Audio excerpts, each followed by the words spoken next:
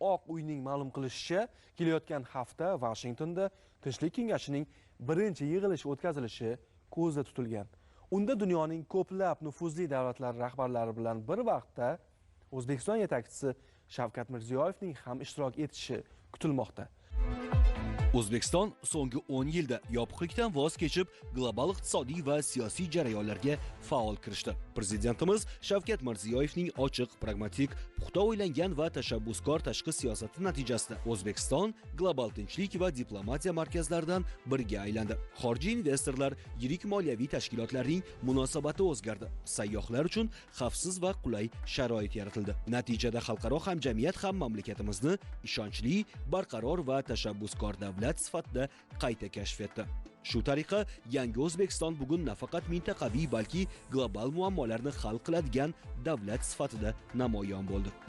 Bu jarayonda mamlakatimiz yetakchisi tomonidan ilgari surilayotgan ochiqlik, pragmatizm va tinchlikparvarlikka asoslangan siyosat nafaqat milliy manfaatlarni himoya qilish, balki global barqarorlikka hissa qo'shishga qaratilgani bilan ham ahamiyatlidir.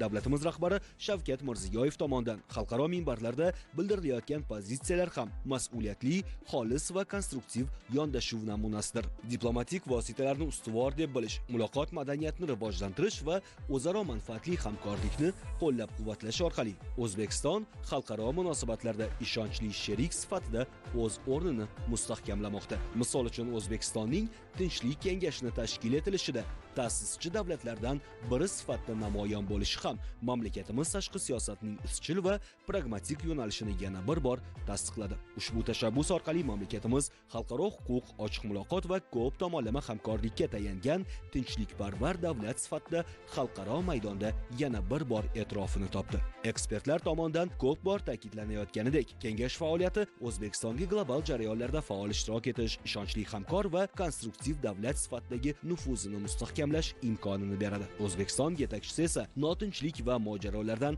aziyat chekkan aholiga yordam ko'rsatish, ularni har tomonlama qo'llab-quvvatlashni tashqi siyosatning ustuvor gumanitar vazifalaridan biri sifatida belgilab kelmoqda. Bu yondashuv insonparvarlik tamoyillari, o'zaro hamjihatlik va mas'uliyat hissiga asoslanib, tinchlikni mustahkamlashga xizmat qiladi. Tinchlik kengashining birinchi yig'ilishida O'zbekiston delegatsiyasining ishtiroki esa xalqaro tashabbuslarni izchil qo'llab-quvvatlash, mojarolarni faqat diplomatik yo'l bilan hal etishga qaratilgan global sa'y-harakatlarda O'zbekiston nafaqat ishtirokchi, balki qat'iy pozitsiyasiga ega yetakchi davlatlar qatorida ekanini, mamlakatimiz rahbarining global muammolar yechimiga oid yondashuv va tashabbuslariga xalqaro hamjamiyat katta e'tibor qaratayotganini yaqqol tasdiqlaydi.